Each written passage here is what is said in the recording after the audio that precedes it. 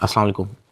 आज मैं आपसे सादुर रहमान बन के बात करूँगा, ना कि डकी भाई। मैं नहीं चाहता कि कोई ये सोचे कि इस वीडियो का मकसद जो मेरे पे FIR हुई है उसकी कोई जस्टिफिकेशन है। I am simply here to apologise. मेरे किसी भी कंटेंट से अगर आज तक कोई भी नेगेटिवली इम्पैक्ट हुआ है, मैं उस चीज़ के लिए माफ़ी मांगता हूँ। मेरी हमेशा से सिर्फ यही इंटेंशन रही है कि मैं लोगों को एंटरटेन करता रहूँ और कुछ ना कुछ जो है वो मैं नया लाता रहूँ। लेकिन मेरे अनजाने ना अनजाने में अगर मेरे से कोई कंटेंट कभी ऐसा पोस्ट हुआ है जिससे कोई नेगेटिवली इम्पैक्ट हुआ है, या कोई प्रमोशन ऐसी हुई है जिससे कोई नेगेटिवली इम्पैक्ट हुआ है, मैं उस चीज़ के लिए पूरे कौम से माफ़ी मांगता हूँ। Let the court handle. मैं लीगली इस मैटर को एंड तक देखूँगा। मैं कोर्ट्स के साथ पूरी तरह कोऑपरेट करने को रेडी हूँ और कर रहा हूँ। मैं इदारे के साथ पूरी तरह कोऑपरेट करूँगा और जो भी जज साहब मेरे केस का फ़ैसला लेंगे मैं वो कबूल करूँगा। मेरा और मेरी फैमिली का जो 3.5 माह का एक्सपीरियंस है सिर्फ वो बताने आया हूँ। 16 अगस्त 2025 को जब मैं सो के उठता हूँ तो मैं बड़ा एक्साइटेड होता हूँ, क्योंकि हमने अपने दोस्त वगैरह मेहमान बुलाए होते हैं।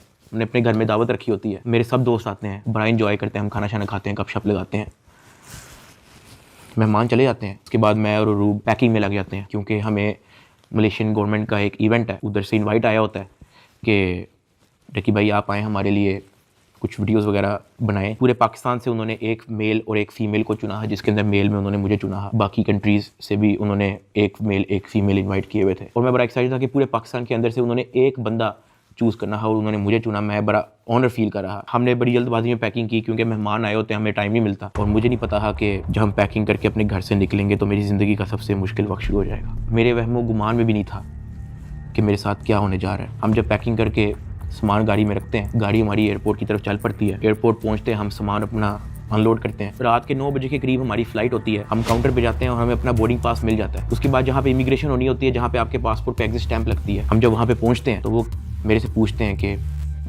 आप पे कोई FIR तो नहीं है। मैंने कहा नहीं। कहता आपका साइबर क्राइम में कोई इशू है क्या? मैंने कहा नहीं। कहते आप हमारे साथ आ जाएं। मैं और रूब एक दूसरे की तरफ देखते हैं कि ये क्या हो गया। हम किसी को ऑन टाइम ज़्यादा इन्फॉर्म ही नहीं कर पाते हैं। मैंने ज़िया को सिर्फ मैसेज कर दिया है कि ये इस तरह से इशू हो गया है, तो शायद हम फ्लाई ना कर पाएँ, तो आप प्लीज़ गाड़ी जो है वो एयरपोर्ट ले आओ और हमें यहाँ से पिक कर लो। हमें लगा कि शायद हमें बस सिर्फ फ्लाई नहीं करने देंगे और हम घर जा सकेंगे। 5-10 मिनट के बाद इमिग्रेशन वाले हमसे हमारे मोबाइल ले लेते हैं, कहते हैं कि इसको एयरप्लेन मोड पर लगा दें, और अरूब की तरफ वो इशारा करते हैं कि अगर आप जाना चाह रही हैं मलेशिया तो आप जा सकती हैं। अरूब ने कहा नहीं, अगर साथ मेरे साथ जा रहा है तो मैं चले जाती हूँ, वरना मैं इधर ही ठीक हूँ। शायद ये मेरी गलती ही, मुझे उसको जाने देना चाहिए था, क्योंकि उसके बाद जिस चीज़ से मेरी फैमिली ने गो थ्रू किया है, मैंने यही रिग्रेट किया कि मुझे अरूब को मलेशिया भेज देना चाहिए था। इमिग्रेशन वाले हमें एक रूम में बिठा देते हैं। मैं और अरूब बस आपस में गपशप लगा रहे होते हैं कि कोई नहीं कल चले जाएंगे, कोई नहीं दोबारा टिकट करा के परसों चले जाएंगे, इवेंट भी 2 दिन के बाद है, कल चले जाएंगे। हम आपस में यही डिस्कस कर रहे थे। बिल्कुल मेरे अंदर इतना सा भी वहम गुमान नहीं था कि असल में इशू क्या है। 1 घंटे के बाद इमिग्रेशन वाले आते हैं, वो कहते हैं कि आ जाए हमारे साथ। एयरपोर्ट के बाहर NCCI की टीम आई होती है, मुझे वो हथकड़ी लगाते हैं, मेरी गाड़ी में बैठा देते हैं। अरूब कहती है कि मैंने भी साथ आना है। मैंने उसको कहा नहीं, तुम घर चली जाओ, मुझे नहीं पता क्या सीन है, मैं हैंडल कर लूँ। वो गाड़ी भी चल पड़ी थी, गाड़ी सीधा चलेगी NCCI ऑफिस गुलबर्ग। इस वक्त यूट्यूबर डकी भाई की गिरफ्तारी का हर तरफ चर्चा है। डकी भाई को लाहौर एयरपोर्ट पर उस वक्त गिरफ्तार किया गया जब अब इन्होंने मुल्क जा रहा था। NCCI लाहौर ने मारूफ यूट्यूबर सादुर रहमान उर्फ डकी भाई के खिलाफ मुख्तलिफ इल्जामात के तहत मुकदमा दर्ज कर लिया। साइबर क्राइम एजेंसी ने यूट्यूबर साद उर्फ डकी भाई के खिलाफ मुकदमा दर्ज कर लिया है। मशहूर यूट्यूबर डकी भाई कल रात से गिरफ्तार है। पाकिस्तान के सबसे मशहूर यूट्यूबर डकी भाई एक बार फिर बड़ी मुश्किल में फंस गए हैं। मुल्जिम को गुज़श्ता रात लाहौर एयरपोर्ट से गिरफ्तार किया गया था। यूट्यूबर डकी भाई बड़ी मुश्किल में, हुक्म जारी, मद्दाहों के लिए बुरी खबर। डकी भाई डकी भाई डकी भाई डकी भाई डकी भाई।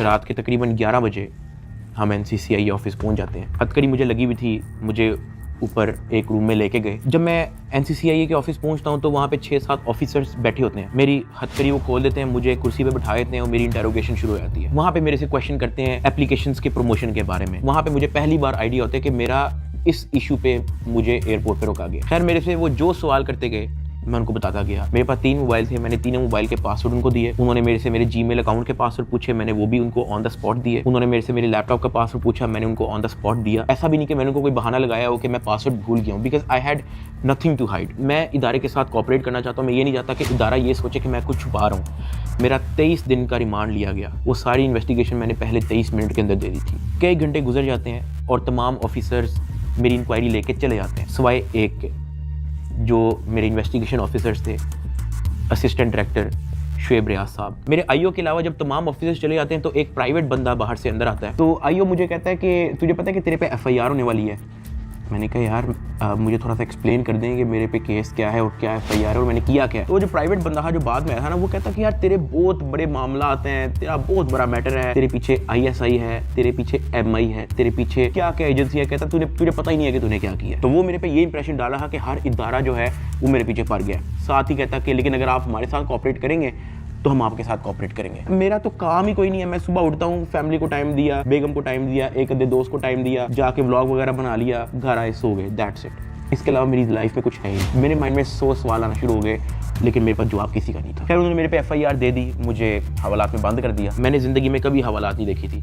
उस रात मैं नहीं सोया, मैं जागता रहा, रोशनी होगी। हवालात में सिर्फ एक ही लड़का था, मैंने उससे भी कोई ज़्यादा बातचीत नहीं की। सुबह 10-11 बजे के करीब एक बंदा आया, उन्होंने मुझे हथकड़ी लगाई और मुझे कोर्ट ले गए कि आपको जज साहब के सामने पेश करना है। मेरी फैमिली में से किसी भी बंदे ने आज तक कोई कोर्ट, कोई कचहरी, कोई पुलिस स्टेशन, कोई हवालात, कोई थाने, उनमें से किसी चीज़ का उनको नहीं था पता। जज साहब ने 2 दिन का रिमांड दे दिया। मुझे तो रिमांड का मतलब ही नहीं था पता। मुझे हथकड़ी लगा के फिर से NCCI ऑफिस ले जाते हैं और मुझे हवालात में बंद कर देते हैं। उससे नेक्स्ट डे की बात है, मेरी इन्वेस्टिगेशन चल रही होती है। Additional director NCCI Sarfaraz Chaudhry साहब वो अचानक कमरे में आते हैं, मेरी तरफ देखते हैं, कहते हैं कि ए मुंडाई। आईओ कहते हैं हाँ जी। कहते हैं इसको लेके आओ मेरे पास। आईओ हथकड़ी पकड़ता है, मेरे हाथ पे लगाता है और कहता चल। मुझे जब हथकड़ी लगा के एडिशनल डायरेक्टर रूम में लेके जाते हैं तो वहाँ पे 5 ऑफिसर्स बैठे होते हैं। एडिशनल डायरेक्टर सरफराज चौधरी साहब मेरे से पूछते हैं कि तुम कौन से एप्लीकेशन के कंट्री हेड हो। मैंने कहा कि सर मैं किसी एप्लीकेशन का कोई कंट्री हेड नहीं हूँ। वो अपनी कुर्सी से अचानक उठता है, कहता तेरी माँ किधर से आता है पैसा तेरे पास। मैंने कहा सर मैं यूट्यूबर हूँ, मेरे 8 मिलियन सब्सक्राइबर हैं, उधर एडसेंस अभी मैं बात कर ही रहा होता हूँ। कहता है कि तुम मेरे वतन अजीज़ के बच्चों को ख़राब कर रहे हो, क्या करता है तुम्हारा बाप। मैंने कहा जी यूनिवर्सिटी के अंदर प्रोफेसर हैं। तो कहता तुम इतने क्यों हो। मैं चुप रहता हूँ। वो चीख के बोलते, कहता बोल। मैंने कहा जी सर मैं सिर्फ वीडियोस बनाता हूँ, मैं यूट्यूबर हूँ। माँ बहन की गालियाँ वो देता रहता है। उसने मेरे मुंह पे बहुत जोर का थप्पड़ लगाया। मैं बिल्कुल चुप होकर ऐसे मुँह नीचे करके खड़ा हो गया। तो कहता मुँह ते कर, मुँह ते कर। अभी मैंने मुंह पर किया नहीं था। वो जोर से चीख के कहता मुँह ते कर। अभी मैंने वो मुँह पर किया ही था, उसने मुझे दूसरा थप्पड़ लगाया। मैं वहाँ पे बड़ा हेल्पलेस फील कर रहा कि यार मेरे से ऐसा क्या हो गया। मैं भी ये सोच ही रहा था, उसने मुझे तीसरा थप्पड़ लगाया। मुझे माँ बहन की गालियाँ दी जा रहा है। मैं अपना मुँह नीचे करके खड़ा हुआ हूँ तो मेरे थप्पड़ इधर लगता था, फिर वो कहता था मुँह पर कर, फिर मेरा थप्पड़ इधर लगता था। वो मारी गया जब तक उसका दिल नहीं भरा। मैंने तो गिने भी नहीं है कि उसने मुझे थप्पड़ कितने मारे हैं। फिर वो मुझे कहता कि अपनी टांगे बैंड कर। मैंने अपनी टांगे बैंड कर ली। कहता हाथ ऊपर कर। मैंने अपना हाथ ऊपर कर ली। वो घर में एक वीडियो कॉल लगाता है जो एक बच्चा रिसीव करता है जिसकी एस्टिमेटेड तकरीबन एज होगी 7 साल। एक हाथ में सिगरेट होती है। वो उस बच्चे से पूछता है कि डकी बाई को जानते हो। वो बच्चा कहता है जी। वो बैक कैमरा ऑन करता है, मेरे हाथ खड़े होते हैं, टांगे बैंड होती हैं। वो कैमरे से दिखाता है उस बच्चे को कि कौन है ये। कहता डकी भाई। तो कहता कि तुम इसके प्रोग्राम देखते हो। कहता जी। वो पीछे जो प्राइवेट मुलाजिम खड़ा होता है जो बहुत ज़ोर का पीछे थप्पड़ मारता है। सरफराज चौधरी साहब उस 7 साल के बच्चे को कहते हैं ये देखो इसके साथ क्या हो रहा है, आप देखोगे तुम इसका प्रोग्राम। कहता नहीं, चलो फटाफट इसको गालियां दो। बच्चा कहता है कि सरफराज चौधरी साहब कहते हैं और का बच्चा। सरफराज चौधरी साहब कहते हैं और का बच्चा। थप्पड़ वो मारी जा रहा होता है पीछे। वो वीडियो कॉल पे उस बच्चे को दिखा रहा होता है कि ये तुम इसके प्रोग्राम देखते हो और ये मैं क्या बताऊँ यार। खैर मैं तब बड़ा हेल्पलेस होता हूँ। मैं समझ नहीं आती कि मैं क्या करूँ और किस तरह इससे निकलूँ। मैंने क्या किया ऐसा। खैर वो सरफराज चौधरी कहते हैं कि इसको ले जाओ, इसकी तरीके से तफ्तीश करो। जबकि मैं day 1 को आया हूँ, मैं सब कुछ मोबाइल का पासवर्ड मैंने लैपटॉप के पासवर्ड, मैंने जीमेल के पासवर्ड, मैंने एक चीज़ नहीं छोड़ी। मुझे आज जितने ऑफिसर्स थे वहाँ पे, मुझे एक ऑफिसर आके दिखा दे, बता दे कि डक्की भाई ने हमें ये चीज़ नहीं थी दी, इसलिए हमने मारा है। वो तफ्तीश के अंदर इस जगह कोऑपरेट नहीं था कर रहा, इसलिए हमने मारा है। मुझे एक बंदा आके दिखा दे यार। मेरा 23 दिन का रिमांड लिया मैंने, पहले 23 मिनट के अंदर उनको सब कुछ दिया। मुझे ऊपर ले गए, मेरे से एक बंदा मिलने आया हुआ था, जावा फूड्स, मेरा एक जाने वाला है जिसने हमारे घर में, जब हमारे घर में दावत थी तो उसकी केटरिंग की थी। अब क्योंकि मुझे फ्रेश मार के ऊपर लेके गए थे, मेरी आंखों में आंसू थे, तो वो जब मिलने आया हुआ था वो अचानक अपनी सीट से खड़ा हुआ और उसने मेरी तरफ देखा कि क्या हुआ है। मैंने कहा कि यार मैं इनके साथ पूरी तरह कोऑपरेट कर रहा हूँ, वो फिर भी मुझे मारी जा रहे हैं, मुझे माँ बहन की गालियाँ दे रहे हैं। तो अगर आपकी यहाँ पे किसी ऑफिसर से बातचीत है, आप उनसे काइंडली रिक्वेस्ट करें कि यार मुझे मारे कम, या मुझे तब मारे जब मैं आपको कुछ छुपा रहा हूँ या आपको कुछ गलत बता रहा हूँ, तब मार लें, लेकिन मुझे मारे कम।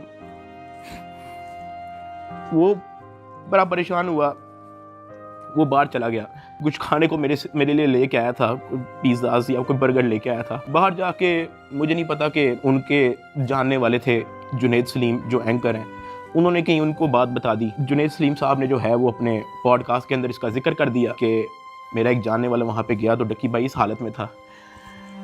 तो जुनैद सलीम साहब ने जो है वो इस चीज़ का पॉडकास्ट दे दिया। ज़ेरे हिरासत जब डक्की भाई थे तो कुछ लोग उनसे मिलने गए, तो उन्होंने कहा कि आप पिज़्ज़ा खाएंगे, तो डक्की भाई जवाब में उनके पाँव पड़ गया जो उनसे मिलने आए थे, और बिलक बिलक के रोने लगा और कहने लगा पिज़्ज़ा को छोड़ें, उनसे कहे मुझे मारें कम। ये नहीं कहा कि मुझे ना मारें, मगर मुझे मारें कम, बहुत मार रहे हैं। जो फिर मेरे लिए अंदर प्रॉब्लम हुई, मुझे फिर इस बात पे डांट पड़ी कि मैं आगे बात आउट कर रहा हूँ। खैर मैंने फिर डिसाइड किया कि मैंने अब बोलना ही नहीं, मुझे जितना मर्जी मारे, मैंने किसी को नहीं बताना। मुझे हवालात में वापस बंद कर दिया इन्होंने। थप्पड़ किसने मारा था? थप्पड़ वो एहलकारों ने मारा था। थप्पड़ वही एडिशनल डायरेक्टर ने भी मारा था, मैं आपको बताता हूँ जी। डक्की भी आगे बताएगा कि मुझे चपेड़े किसने मारी थी, और वो बेचारा एक बात कहता था कि यार मुझे मारो ना, मैं कॉपरेट तो कर रहा हूँ, मुझे मारो ना। जब इसको पेश करने लगे थे डक्की को, तो भाई वो आपको बताया था कि मैं इसको थप्पड़ मार के लाया हूँ। हाँ, तो वो थप्पड़ मार के लाए, वो मारते थे इसको। अब मैं आपको बताना चाहूँ कि इस पूरी इन्वेस्टिगेशन के दौरान ये जो असिस्टेंट डायरेक्टर शुएब रियाज जो मेरा इन्वेस्टिगेशन ऑफिसर था, उनका जो फ्रंटमैन था, उसको सिर्फ इस काम के लिए रखा हुआ था कि वो मेरे से पैसों की डिमांड करे। उसने तब मेरे से पूछा कि यार तू बेवकूफ़ है। मैंने कहा क्या हुआ है? कहता यार तेरे पीछे आने वाला कोई नहीं। मैंने कहा यार मेरी फैमिली कभी इन चक्करों में पड़ी नहीं है। तो कहता नहीं तू बेवकूफ़ है, तुझे समझ नहीं आ रही कि मैं क्या कह रहा हूँ, तुझे अपना मसला नहीं हल करना। मैंने कहा नहीं मुझे नहीं समझ आ रही आप क्या कह रहे हैं। कहता कि तेरा कोई दोस्त पीछे आने वाला, कोई तेरा भाई, कोई तेरा आउट ऑफ कंट्री कोई दोस्त रहता हो, कोई तेरे पीछे आने वाला नहीं। मैंने कहा कि मेरी तो बातचीत ही नहीं है किसी से, तो मैं किसको क्या कहूँ। तो कहता कि ये जो तेरा आईओ है ना, सारी गेम इसके हाथ में, इसने जो लिखना है तेरे साथ वही होना है, तो तू अगर इसके साथ ताउन करेगा तो तेरा मसला हल हो जाएगा। मैंने कहा मैं समझा नहीं आपकी बात। कहता कि भाई लगता है तुझे सारा पैसा कब्र में लेके जाना है, पैसे आप फिर कमा लोगे, आप अपना मसला हल करो। मैंने कहा मैं इन चक्करों में कभी भी नहीं पड़ा, मुझे नहीं पता कि क्या पैसे कितने लगते हैं, क्या होता है, मुझे नहीं पता, आप मुझे बताओ आप क्या ना क्या चाह रहे हो। कहता कि तेरा जो मसला है ना वो 7-8 के अंदर हल हो जाएगा। पहले मुझे लगा कि कोई 7-8 लाख की बात कर रहा है कि कोई 7-8 लाख के अंदर मेरा मसला हल हो जाएगा। मैंने कहा 7-8 लाख? कहता नहीं तू लाखों में ही रही। मैंने कहा 7-8 करोड़?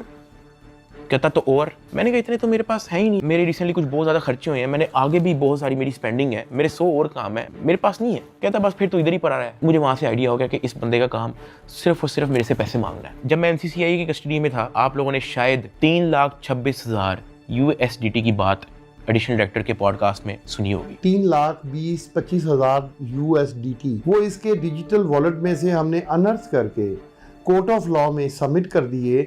हमने इसके डिजिटल वॉलेट में से वो अपने वॉलेट में जो सरकार का होता है उसमें अनर्थ करके प्रॉपर उसको फर्द मकबूजगी बनाकर कर दिया। ये बहुत बड़ी अचीवमेंट है। उन्होंने दर्जनों पॉडकास्ट दे के ये बताया कि 3,26,000 USDT जो है वो हमने इससे बरामद कर लिए हैं। अब मैं आपको उसकी असल स्टोरी बताता हूँ कि वो क्या है। हवाला से मुझे इन्वेस्टिगेशन के लिए लेके जाते हैं कोई शाम के 7 बजे के करीब। आइयो मुझे कहता है कि अपना बाइनेंस का अकाउंट खोल। मैं अकाउंट खोल देता हूँ। मेरे अकाउंट के अंदर कुछ ट्रेड चल रही होती है जो मेरी सारी लॉस पे गई होती है, क्योंकि उस दौरान बिटकॉइन नीचे गया हुआ था। वो सारी ट्रेड मेरी लॉस में क्लोज करता है, मेरी फ्यूचर्स की ट्रेड सारी लॉस में क्लोज करता है, मेरा पर्सनल नुकसान करता है। सारे टोकन जो मेरे पास डॉज, बिटकॉइन, इथीरियम, मेरे पास दर्जनों टोकन और पड़े हुए थे, वो सारे क्लोज करके उसको यूएसडीटी में खुद कन्वर्ट करता है और वो कहता है कि ये यूएसडीटी ट्रांसफर कर। मैंने कहा सर इसकी क्या वजह है, आपने मेरा पर्सनल लॉस भी कर दिया है। कहता है कि तुझे अपना मसला हल करना है या नहीं करना। मैंने कहा कि सर लेकिन ये 3,26,000 यूएसडीटी आपने ट्रांसफर क्यों करना है? जो भी आपकी इन्वेस्टिगेशन है आपके सामने, अकाउंट मैंने आपको दे दिया, उसका जीमेल मैंने आपको दे दिया, पासवर्ड मैंने आपको दे दिया, आपने ट्रांसफर इसको क्यों करना है? कहता है तुझे जितना कह रहे हैं उतना कर। मेरी 15 मिनट उनके साथ बहस चलती रही कि सर ये पैसे ज्यादा हैं, मुझे आप थोड़ी सी इसकी एक्सप्लेनेशन दे दें ताकि मैं मेंटली रिलैक्स रहूं, मुझे थोड़ा सा बता दें कि ये ट्रांसफर आपके पास क्यों करना है। वो मुझे आगे से ये कहता था कि यार लगता है तुझे अपना मसला हल करने का शौक नहीं है। बीच में उसने मुझे बहाने लगाने शुरू कर दिए, यार क्योंकि तू हमारी कस्टडी में है कि तेरा अकाउंट की हैक ना हो जाए, जब तू यहाँ से फारिग होगा तू मुझे बता दी, मैं तुझे सेंड कर दूंगा। आईओ ने मुझे इस तरह की कहानी सुनाई शुरू कर दी। उसने मुझे एक अपना वॉलेट एड्रेस दिया, उसने कहा कि ये सारे पैसे इस पे ट्रांसफर कर। इसने मेरे से जबरदस्ती मेरा फेस आईडी, मेरा ऑथेंटिकेटर सारा लगा के इसने मेरे से जबरदस्ती 3,26,000 यूएसडीटी, जिसकी पीकेआर के अंदर वैल्यू बनती है 9 करोड़ पाकिस्तानी रुपया। अब जिस अकाउंट में उसने ट्रांसफर किया, क्या वो एफआईए का अकाउंट था? नहीं। क्या वो एनसीसीआईए का अकाउंट था? नहीं। क्या वो पंजाब हुकूमत, सिंध हुकूमत या किसी केपी की हुकूमत या किसी भी गवर्नमेंट के इदारे की हुकूमत का अकाउंट था? नहीं। क्या वो नैब का अकाउंट था? नहीं। क्या वो स्टेट बैंक का अकाउंट था? नहीं।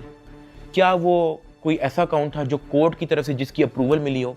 नहीं। वो मेरे आईओ असिस्टेंट डायरेक्टर शुएब रियाज साहब का अपना पर्सनल अकाउंट था, जिसके अंदर इन्होंने मेरे 9 करोड़ रुपया एस्टिमेटेड ट्रांसफर किए। ट्रांसफर करने के बाद इन्होंने वापस मुझे हवालात में बंद कर दिया। कोई रिसीविंग नहीं दी, मुझे उसकी कोई रीजनिंग नहीं दी, कोई सबूत ही नहीं है इस चीज़ का कि इन्होंने अपने पास ट्रांसफर किया। 8 बज जाता है, 9 बज जाता है, 10 बज जाता है, 11 बज जाता है, मेरे से सोया नहीं जाता। एक ऑफिसर एक मुलजिम को छोड़ने आते हैं हवालात, मैं फटाफट उठ के उससे पूछता हूँ, मैंने कहा सर आपके इस एनसीसीआईए इदारे के अंदर जब कोई क्रिप्टो का कोई रोला चलता है, कोई यूएसडीटी का कोई रोला चलता है, तो उस पे क्या होता है? क्या उसको ट्रांसफर कर लिया जाता है? कहता मैंने कभी ऐसा सुना तो नहीं है। कहता क्यों, क्या हुआ है? मैंने उसको बताया, मैंने कहा आईओ ने मेरे 9 करोड़ रुपया यूएसडीटी ट्रांसफर कर लिया अपने पास। कहता अच्छा, तो उसने आपको कोई रिसीविंग दी है? मैंने कहा नहीं। कहता ऐसा होता तो नहीं है वैसे, लेकिन अगर आप कहते हो तो मैं किसी से पूछ लूं। मैंने कहा जी पूछ ले, मैं बड़ा टेंशन में हुआ। उस पूरी रात मैं नहीं सोया। अगले दिन सुबह के कोई 10-11 बजे के करीब एक बंदा आता है, मुझे लेके जाता है ऊपर ऑफिस में। मुझे इतनी जोर का वो थप्पड़ लगाता है, मेरे ख्याल से मेरे पूरे 3 महीने के अंदर सबसे ज्यादा जोर का थप्पड़ वो वाला थप्पड़ था जिसकी मैं अभी बात कर रहा हूँ। क्योंकि वो मुझे बता के नहीं लगाया जाता, वो मेरे पीछे से लगाया जाता है, मेरे सर पे इतना बड़ा उस बंदे का हाथ होता है, मुझे इतनी जोर का थप्पड़ लगाते हैं, मेरे यहाँ से मेरे ज़हन का मवाद, अंतरियाँ सारी मेरी आंखों से बाहर निकलने को करी। मैं इवन एक पॉइंट पे मेरा विजन ब्लरी हो गया है, मेरा विजन काला हो गया है, मैं बेहोश होने वाला है, इतनी जोर का वो थप्पड़ था। उसने कहा कि हर चीज बतानी जरूरी होती है। मैंने कहा कि सर मेरे 9 करोड़ रुपया आप ट्रांसफर कर लो, मुझे उसकी कोई रीजनिंग ना दो, मुझे उसकी कोई रिसीविंग ना दो, मैं अपना मुंह कैसे बंद रखूं? इतनी सी बात पे उसने मुझे फिर से एक और थप्पड़ लगाया। मुझे आईओ के पास ले गया। आईओ कहता कि यार तुझे अपना मसला हल करने का शौक नहीं है।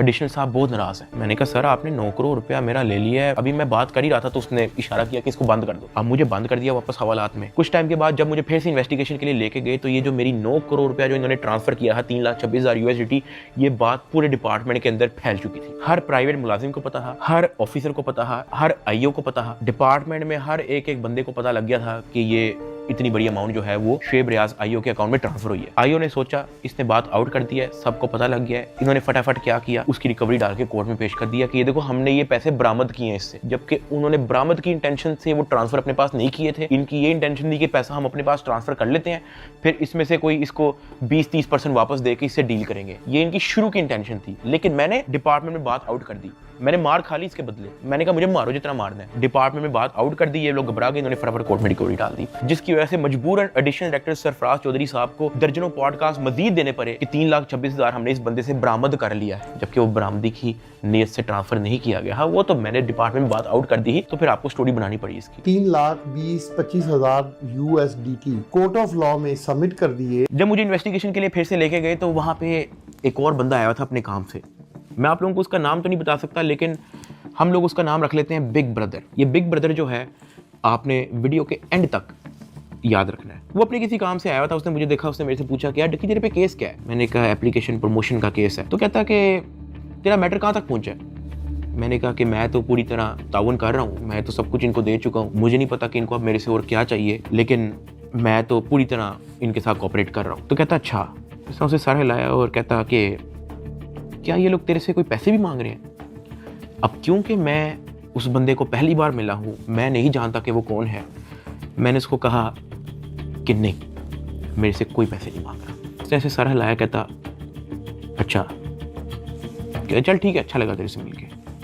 वो अपने कामों में लग गया। खैर मेरी इन्वेस्टिगेशन के बाद उन्होंने फिर से मुझे जेल में हवालात में बंद कर दिया। इन्होंने अपनी पूरी कोशिश की कि हम इससे पैसे लें, हम इससे पैसे का पूछें। जब इनको आइडिया हुआ कि मैं इनको किसी भी तरह से एंटरटेन नहीं कर रहा, इन्होंने बहाने से मेरी फैमिली को बुला लिया। अरूब और मेरी अम्मा, उनको ये कह के बुलाया गया कि मेरी उनके साथ मुलाकात। मुझे जब हवालात से ऊपर लेके गए तो अरूब बैठी हुई थी और उसकी इंटेरोगेशन हो रही थी। उसका मोबाइल जो है वो इन्वेस्टिगेशन ऑफिसर के हाथ में था। तो मैंने इन्वेस्टिगेशन ऑफिसर शुएब रियाज साहब से पूछा कि ये आपने इनका मोबाइल क्यों लिया? तो कहता कि इन पे भी FIR होगी। तो अरूब घबरा गई। उसने कहा मेरे पे FIR क्यों होगी? उसने कहा कि आपने तो हमें साथ से मिलने के लिए बुलाया है, मुझे और मामा को, के साथ से मुलाकात हो जाएगी। तो वो कहता कि नहीं, FIR हो ना हो, ये जो आपके शोहर की FIR है इसी में बड़ी जगह है, हम आपको इसी में नामजद करेंगे। अरूब घबरा गई। मैंने अरूब की तरफ देखा, मैंने अरूब की तरफ इशारा किया कि मैंने कहा बस बिल्कुल चुप होके बैठ जाओ, बस ये वक्त गुजारो, बस इस वक्त हम कुछ नहीं कर सकते। खैर वो अरूब से कुछ क्वेश्चन उन्होंने पूछने शुरू कर दिए। मैंने यही कोशिश की कि मैं जल्दी से जल्दी अरूब को वापस भेज दूं घर। उसका मोबाइल वापस मिले ना मिले डजंट मैटर, वो घर जाए। आईओ ने अरूब का मोबाइल रख लिया। मैंने अरूब को कहा कि अब तुम घर जाओ और तुमने वापस नहीं आना। जब अरूब घर गई है तो उसने जब वकीलों से डिस्कस किया तो वकीलों ने कहा कोई बात नहीं, हम प्री अरेस्ट बेल करवा लेंगे। तो अरूब ने कहा ओके। अगले दिन उन्होंने जाके प्री अरेस्ट बेल करवा ली। जब उन्होंने प्री अरेस्ट बेल करवाई तो प्री अरेस्ट बेल की खबर पहुंच गई इदारे में, NCCI ऑफिस में, आईओ के पास और सरफराज चौधरी एडिशनल डायरेक्टर के पास। इन्होंने फिर से मुझे कहा कि अपनी फैमिली को मीटिंग के लिए बुलाएं। मैंने घर वालों को कॉल की क्योंकि उसकी प्री अरेस्ट बेल हो चुकी थी। मैंने कहा चलो अब इसको खतरा नहीं है और इसका मोबाइल भी उनके पास है, तो I think it's not a big deal, मैं बुला लेता हूँ। ऑफिसर्स ने जो है मेरे घर कॉल करवाई। मैंने कहा कि अम्मा वो बड़े अफसरान, एडिशनल डायरेक्टर और इन्वेस्टिगेशन ऑफिसर्स बुला रहे हैं, तो बाकी घबराएं ना, कोई इस तरह कोई नेगेटिव मीटिंग या इस तरह का कुछ नहीं है, तो आ जाएं। मेरी माँ और अरूब प्री अरेस्ट बेल करवाने के बाद एडिशनल डायरेक्टर रूम में आ गए। सरफराज चौधरी साहब कहते, जतोई साहिबा आप अपने आप को क्या समझती हैं, आपने प्री अरेस्ट बेल करवा ली है? तो अरूब ने कहा जी। तो कहता अच्छा करवाएं, जो आपने करना करें। 5 रुपए का एक नया सफ़ा आता है, हम एक नई FIR लिखेंगे और आपको पकड़ लेंगे। अरूब मेरी तरफ देख रही है कि ये क्या है, ये किस तरह की मीटिंग है। मेरी माँ परेशान, लाल उनके चेहरे हो गए थे सबके। एडिशनल डायरेक्टर सरफराज चौधरी साहब ने फिर अपना मोबाइल खोला, वहाँ WhatsApp खोला, उन्होंने ऊपर लिखा जज, और ऐसे मेरी माँ को और मेरी वाइफ को लिस्ट दिखाई ऐसे स्क्रॉल करके कि ये देखो मेरा इस जज से भी ताल्लुक है, मेरा इन जज से भी ताल्लुक है, मेरा इस जज से भी ताल्लुक है, क्या कर लेंगे आप? जब वो इस तरह जजेस की लिस्ट दिखा रहा था तो उसने बड़े ऊंचे अल्फाज में बोला कि यहाँ पे जज भी मैं हूँ, यहाँ पे वकील भी मैं हूँ, यहाँ पे सब कुछ मैं हूँ, जितनी आपने प्री अरेस्ट बेल करवानी है करवाएं, नया पर्चे में हम पकड़ लेंगे। हमारे पास कुछ कहने को नहीं था। मैंने वहाँ पे सिर्फ सर को कहा कि जी सर आप सही, बिल्कुल सही कह रहे हैं। मैंने अपने घर वालों की तरफ देखा, मैंने उनको इशारा किया कि प्लीज़ वक्त गुजारें बस।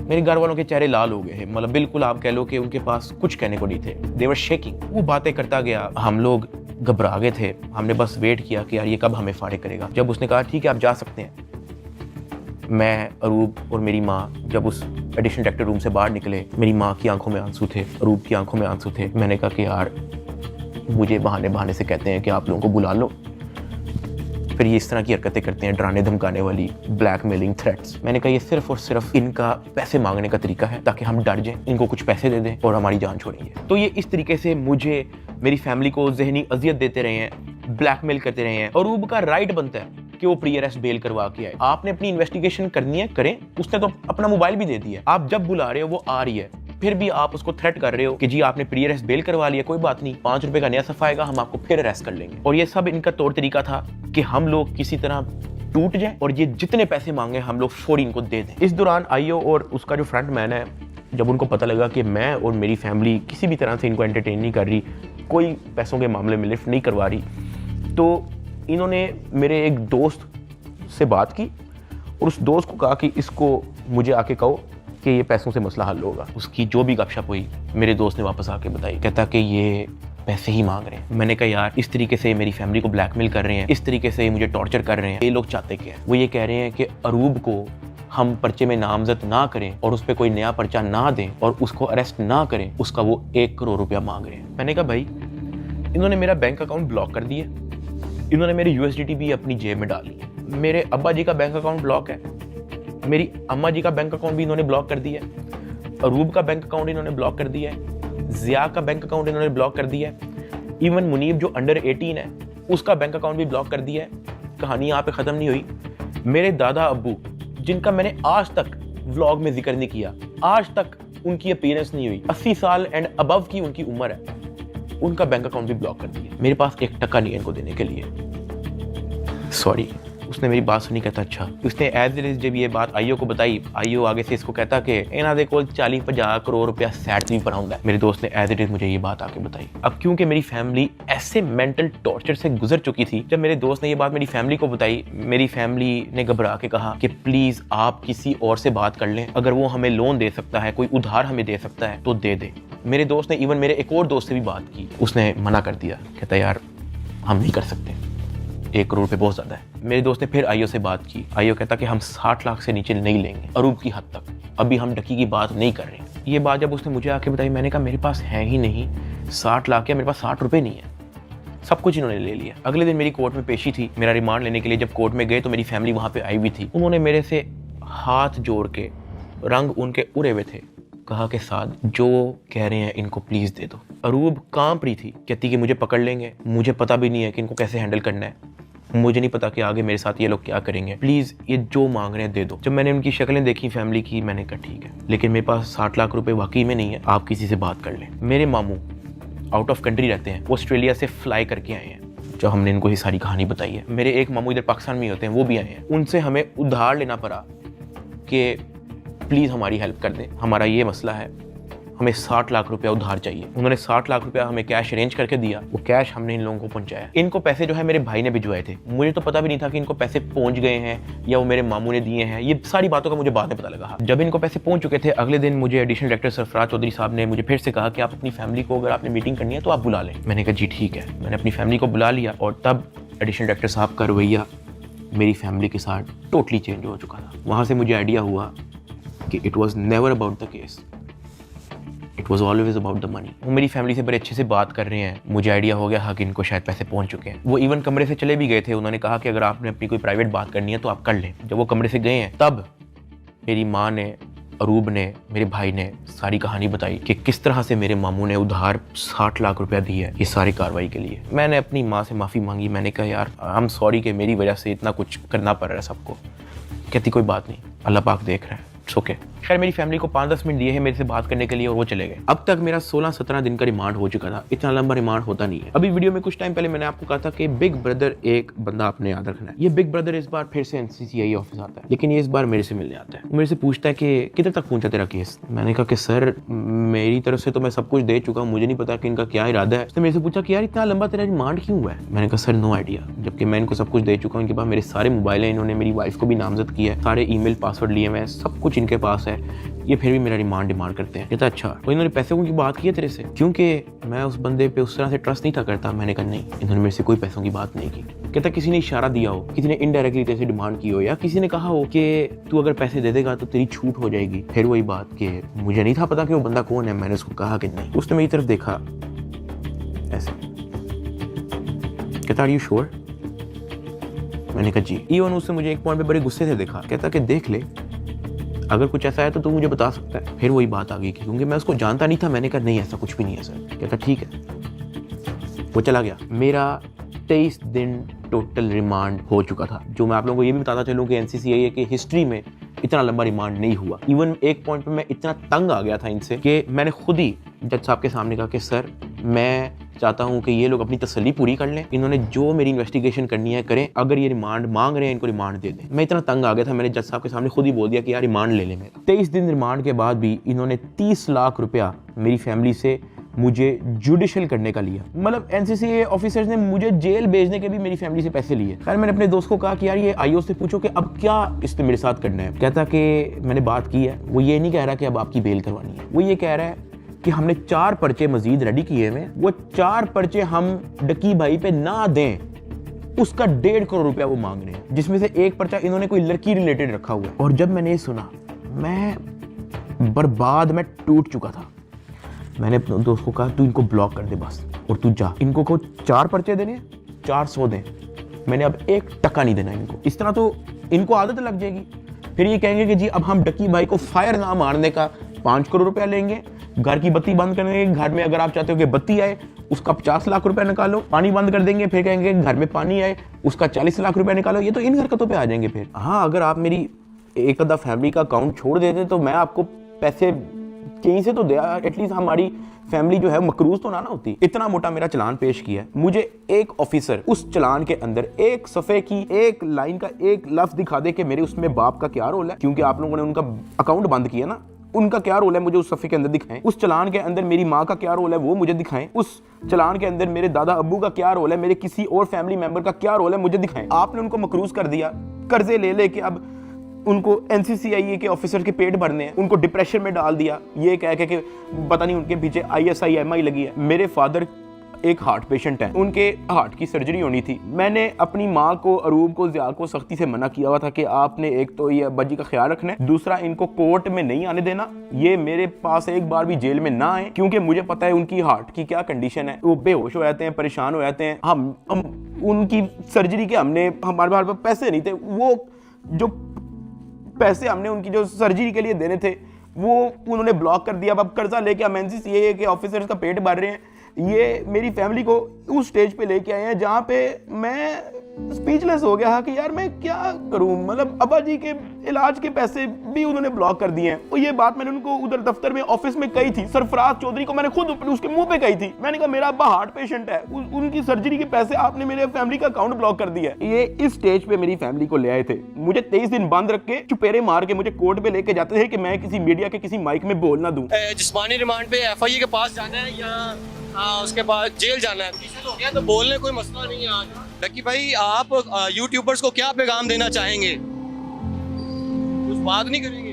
ताहम आज जो है वो बात तो नहीं करने दे रहे, लेकिन डक्की भाई को जो है वो सुबह सवेरे जो है आज अदालत में पेश किया गया है। बिल्कुल जी बात तो नहीं कर सकते डक्की भाई। इससे पहले भी हमने जब इनसे गुफ्तगू करने की कोशिश की है तो NCCI एहलकारों की जानिब से जो वो मना कर दिया गया है कि वो किसी भी किस्म से जो है वो गुफ्तगू नहीं करेंगे। डक्की भाई कुछ कहना चाहेंगे आप? डक्की भाई आप कुछ कहना चाहेंगे? भाई कुछ तो बोलिए, इन्होंने तो मना नहीं किया आपको, आप लॉयर्स ने मना किया कि भाई सारी तो आपने तहकीकात के बारे में आपने ताउन किया, उसके बावजूद क्यों ही कहा जा रहा है? मेरी गिरफ्तारी के 23वें दिन जब मुझे जज साहब के सामने पेश किया तो फाइनली मैं जुडिशल हो गया। जुडिशल का मतलब यह है कि अब मैं जेल चला जाऊंगा। जज साहब ने ऑर्डर लिख के दिया कि हमने बंदा जुडिशल कर दिया है। अब जुडिशल करके कोर्ट से बंदा डायरेक्ट जेल नहीं जाता, कोर्ट से एक बार NCCA ऑफिस वापस आता है, वहाँ पे उसके कुछ पेपर्स रेडी होते हैं, उसके बाद उसको जेल भिजवाया जाता है। तो जब मैं कोर्ट से NCCA ऑफिस वापस आया, वही बिग ब्रदर उधर मौजूद था। उसने मेरी तरफ देख के कहा, डक्की तेरे से पैसे किसने लिए? मेरा दिल इधर मुंह में आ गया। मैंने कहा यार ये मेरे साथ क्या हो रहा है। अब क्योंकि उसने मेरे से डायरेक्ट पूछा कि तेरे से पैसे किसने लिए हैं, उसने मेरे से ये भी नहीं पूछा क्या तेरे से कोई पैसे ले रहा है, उसने मेरे से कहा कि तेरे से पैसे किसने लिए। मैंने कहा कि जी ये शुएब रियाज और उसकी टीम ने, इन्होंने जो है वो पैसे ऊपर हायर अफसरान को भी पहुंचाने हैं। कहता अच्छा कोई डिटेल है तेरे पास? मैंने कहा कि सर मैं तो इनके साथ हवालात में था जेल में, सेल में, तो मेरी सिर्फ फैमिली को पता है कि एग्जैक्टली क्या हुआ। फैमिली 5-10 मिनट के लिए मेरे से मिली थी, लेकिन उन्होंने मुझे बहुत छोटा छोटा मोटा मोटा बताया, ज़्यादा डिटेल का मुझे नहीं पता। तो फिर उसने पूछा कि कितने पैसे लिए हैं? मैंने कहा जी 60 लाख रुपए लिए। वो भी मेरी वाइफ को नामजद करने का कह रहे थे कि जो मेरी बीवी को अरेस्ट कर लेंगे, अगर आप चाहते हैं कि हम आपकी वाइफ को अरेस्ट ना करें तो ये 60 लाख रुपया पहुँचाएँ। तो वो हमें 60 लाख रुपया उसका हमने दिया। उसने कहा ठीक है तू जेल जा, लेकिन उससे पहले कहीं से कॉल करवा और अपनी फैमिली को कह कि तेरा एक दोस्त मिलने आ रहा है, उससे मिल ले। मैंने कहा ठीक है। मैंने कहीं से मोबाइल अरेंज किया, मैंने फटाफट मामा को कॉल की, मुझे सिर्फ मामा का नंबर याद था। मैंने उनको कहा कि मेरा एक दोस्त आएगा, उससे मिल लें। बिग ब्रदर वहाँ से चला गया। 5-10 मिनट के बाद मुझे भी पुलिस के डाले में बिठाया और मुझे जेल ले गए। डक्की भाई को जो है तकरीबन 22 रोज़ा जिस्मानी रिमांड के बाद जब अदालत में पेश किया गया तो अदालत ने गुज़श्ता रोज़ जो है डक्की भाई को जुडिशल रिमांड पर जो है वो जेल भेज दिया। देख सकते हैं कि डक्की भाई को जो है वो जेल मुंतकिल किया जा रहा है। 9 सितंबर 2025 को मुझे जेल भेज दिया जाता है। मैंने अपनी ज़िंदगी में वहमो गुमान में भी नहीं सोचा होना कि मेरी ज़िंदगी में ये दिन भी आएगा। जब मैं जेल जाता हूँ सबसे पहले तो मेरी चेकिंग होती है, बालों के अंदर, अंडर आर्म्स, आपकी नाक के अंदर भी देखते हैं, वो आपके कान के अंदर, आपके मुंह के अंदर, आपके लिप्स ऊपर करके आपकी ज़ुबान निकाल के। चेकिंग होने के बाद मुझे लेके जाया जाता है मेरे सेल की तरफ, जिसको जेल की ज़ुबान में चक्की कहते हैं। जेल के सेल का साइज़ आप ऐसा समझो कि कुछ 6 से 7 टाइलें हैं ना, उतना साइज़ होगा। उसका, या फिर एक किंग साइज मैट्रेस अगर एक अंदर पड़ा हो तो वहाँ पे और मजीद जगह नहीं है। ये जेल के सेल का साइज होता है। कॉर्नर पे जो है वॉशरूम लगा होता है जो कवर्ड नहीं होता, उसके आगे एक छोटी सी दीवार लगी होती है, यानी कि अगर आप खड़े हुए हो तो बाहर से देखने वाला बंदा आपको नंगा देखेगा, लेकिन अगर आप वॉशरूम करने के लिए बैठे हो तो आपके चेस्ट से ऊपर जो है आप विजिबल होगे, नीचे आप कवर्ड होगे। इस हद तक बस दीवार होती है वहाँ पे।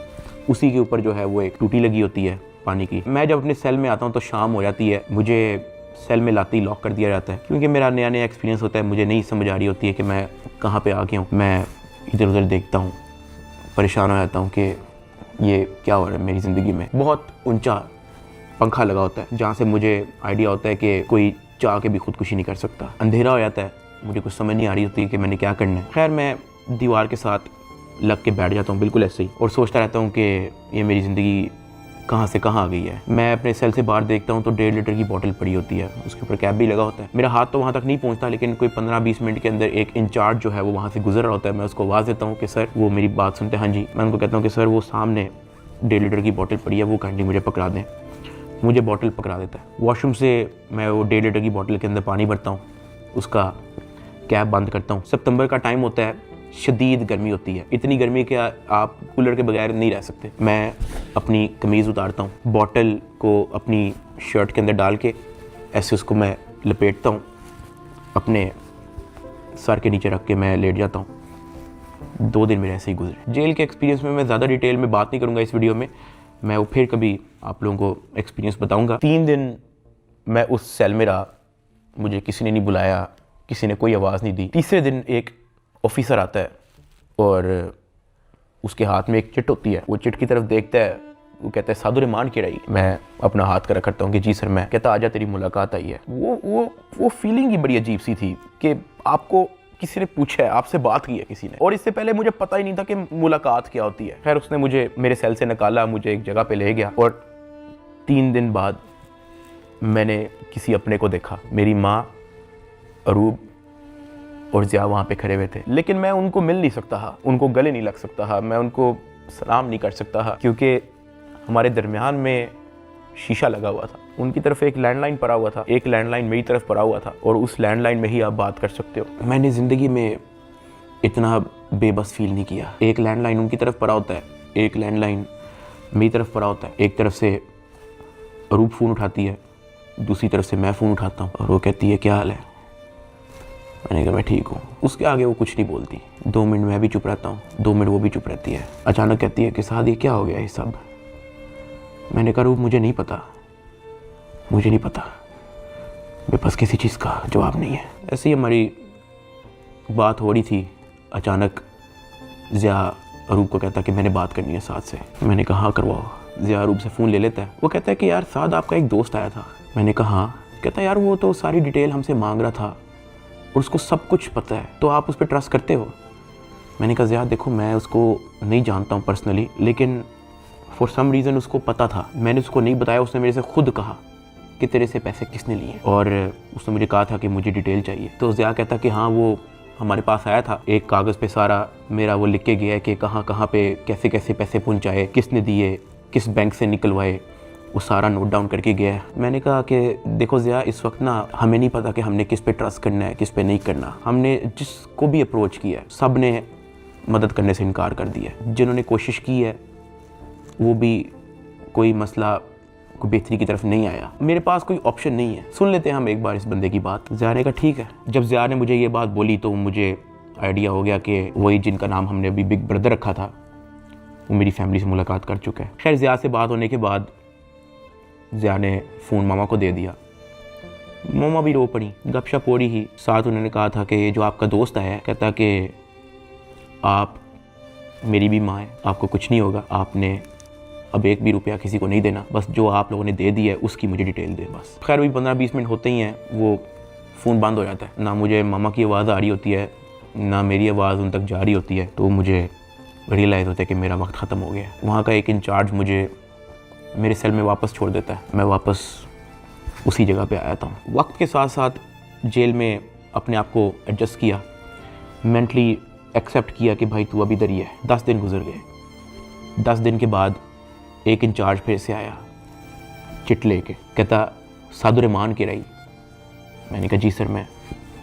कहता आजा तेरी मुलाकात है। मुझे लगा मेरी फैमिली आई है, लेकिन जब मैं उधर पहुंचा तो वही बिग ब्रदर मेरे से मिलने आया था। खैर उसने कॉल उठाई, कहता कैसा है डकी। मैंने कहा सर मैं बिल्कुल ठीक। कहता तू अपनी फैमिली के सामने रोया क्यों था। मैं उनसे मिलने गया था तो वो तेरी माँ कह रही थी कि वो रो रहा था उधर। मैंने कहा सर मैं बस थोड़ा इमोशनल हो गया उनको देख के। कहता नहीं हो, पता है जेल हो गई है तुझे तो क्या हो गया है, अंदर बैठ के घर वालों को तो नहीं ना परेशान करना, उनके सामने मुस्कुरा के जाया कर, हंसता खेलता उनके साथ शुगर लगाया कर।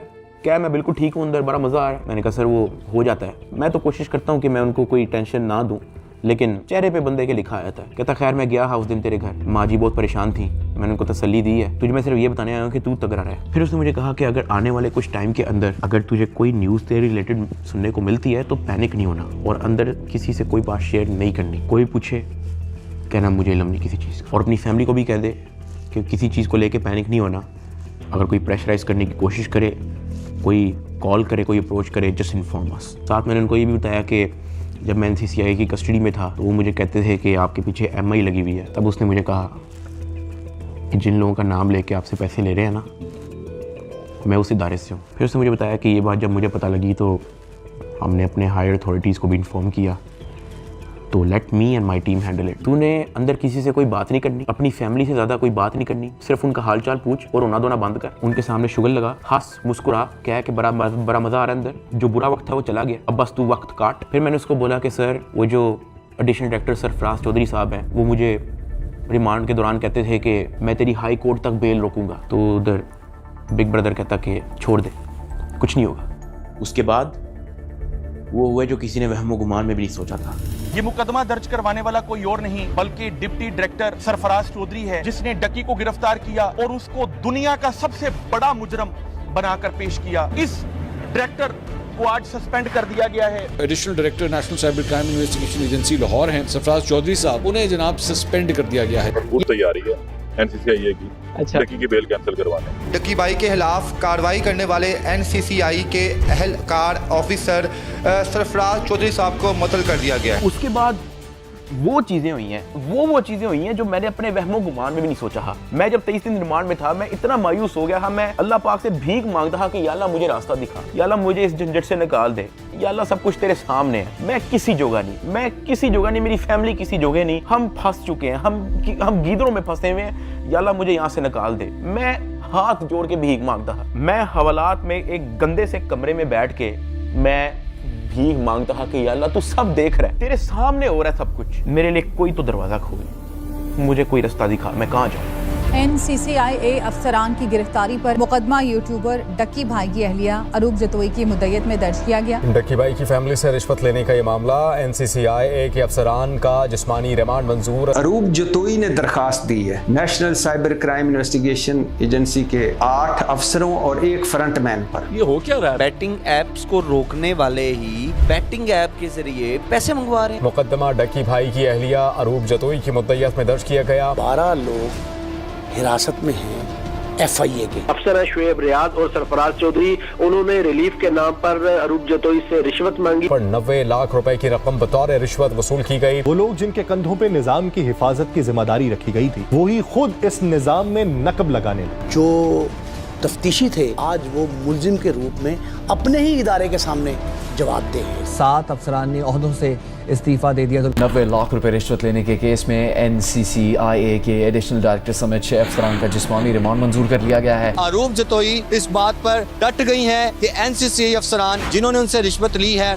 इनको नहीं छोड़ेंगी। जिन ऑफिसर्स ने मेरी फैमिली को मेंटल ट्रॉमा से गुजारा, जिन ऑफिसर ने मेरी फैमिली को मेंटली टॉर्चर किया, जिन ऑफिसर ने मुझे बेवजह मारा, मैं उनसे भीख मांगता गया कि यार मुझे ना मारे, मुझे फिर भी मारते गए। जिन ऑफिसर्स ने बच्चे को वीडियो कॉल करके मुझे उससे माँ बहन की गालियां दिलवाई, अगले दिन उन सब की खबर आ गई कि वो सब गिरफ्तार हो गए। और ये जो 100 दिन की कैद थी, जब मुझे किसी किस्म की कोई उम्मीद नहीं थी नजर आती, मैं कभी कभी अल्लाह पाक से कहता था कि अल्लाह तू मेरी क्यों नहीं सुन रहा।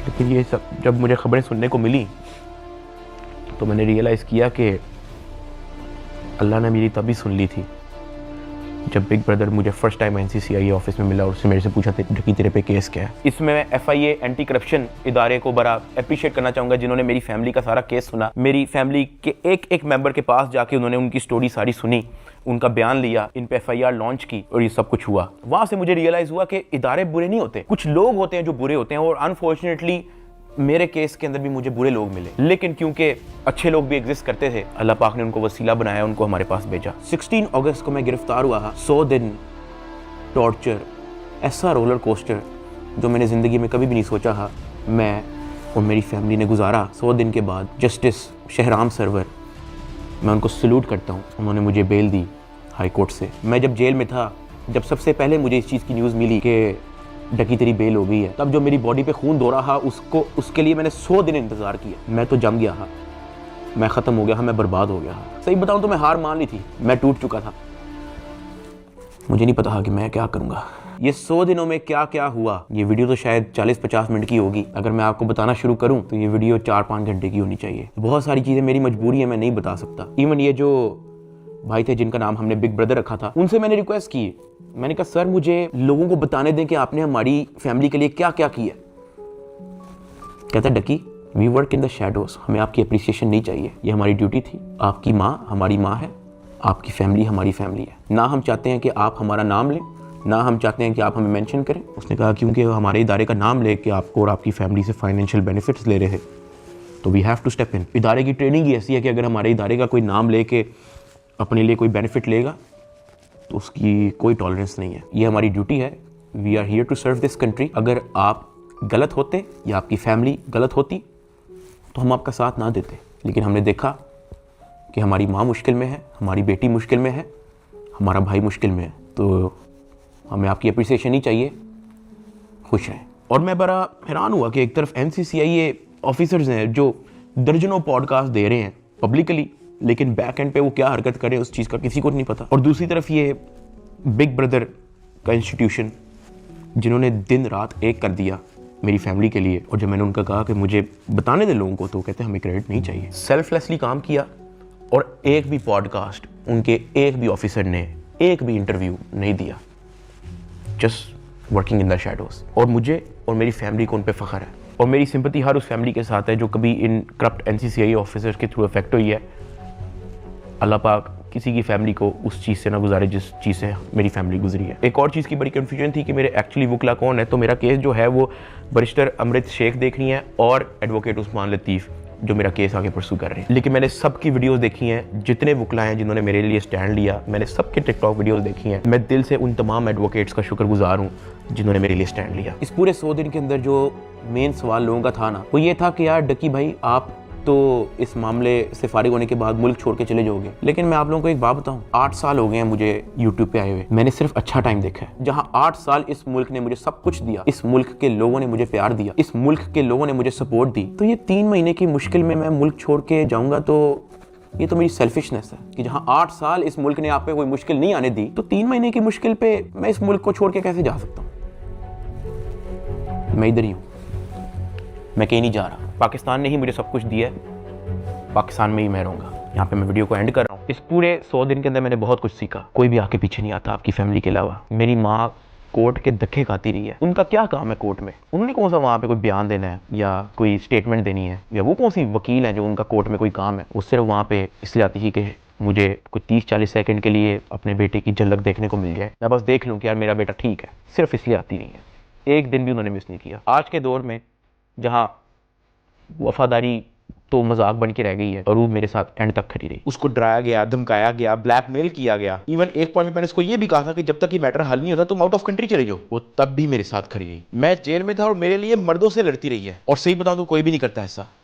हल्का सा मर्द पे बुरा टाइम आता है, औरतें छोड़ के चली जाती हैं, लेकिन अरूब मेरे साथ खड़ी रही। मैं एहसान कभी भी नहीं भूलूंगा। ज़िया अपने सारे काम छोड़ के, अपना यूनिवर्सिटी छोड़ के, अपनी सारी स्टडीज़ छोड़ के, अपना यूट्यूब चैनल छोड़ के मेरे साथ खड़ा रहा, मेरे साथ एफर्ट उसने एंड तक रखी। मेरे अब्बा जी हार्ट पेशेंट, उनको मैंने मना किया हुआ कि आपने बाहर नहीं निकलना, उनके बैंक अकाउंट बंद है, उधार पे हैं। मेरे लिए डेली मैसेज भेजते हैं अम्मा के थ्रू कि हमारी दुआएं सादा आपके साथ हैं, आपने घबराना नहीं है। मैंने सिर्फ ये रियलाइज़ किया कि आपकी फैमिली के अलावा कुछ मैटर नहीं करता इस दुनिया में।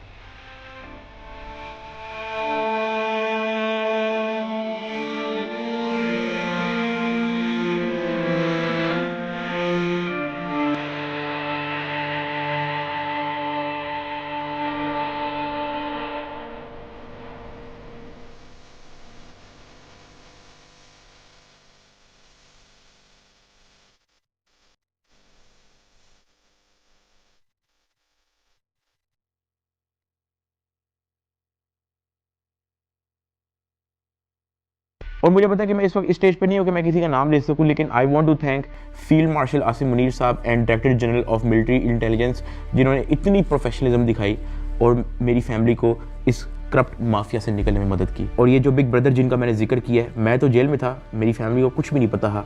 जब जब उनको कोई परेशानी होती ही, जब जब उनको कोई सवाल होता था, जब उनको किसी चीज़ की टेंशन होती ही, ये जो बिग ब्रदर है ये और इनकी टीम हमेशा उनके लिए अवेलेबल रही है। और इस तरह का clean up operation in corrupt mafia के अगेंस्ट आज तक पाकिस्तान की तारीख में नहीं हुआ। और ये सब क्रेडिट जो है ये इंटेलिजेंस एजेंसीज को जाता है। और जैसे मैंने आपको कहा कि मैं आप लोगों को सब कुछ तो नहीं बता सकता, मैं अगर बताना शुरू करूं तो ये वीडियो कोई 40-50 मिनट की नहीं, ये वीडियो कोई 4 घंटे की होगी। वैसे भी आप लोग कहोगे कि ये झूठ बोल रहा है, ये तो कोई टॉम क्रूज की मिशन इम्पॉसिबल हॉलीवुड मूवी की स्क्रिप्ट बता रहा है। मैं बस यही कहना चाहता हूँ कि मैं और मेरी फैमिली हमेशा इनके शुक्रगुजार हैं। मैं आप सबको थैंक यू कहना चाहूँगा कि आप लोगों ने मुश्किल टाइम पे भी मेरा साथ नहीं छोड़ा। मैंने घर आके सोशल मीडिया देखा है, आप सबके कमेंट्स पढ़े हैं, मैंने आप सबकी वीडियोस, आप सबके एडिट्स मैंने देखे हैं। मुझे याद है गिरफ्तारी से पहले व्लॉग्स के अंदर मैं कहा करता था कि गाइस हमने 9 मिलियन सब्सक्राइबर्स करने हैं, लेकिन वो ख्वाब हमारा अधूरा रह गया।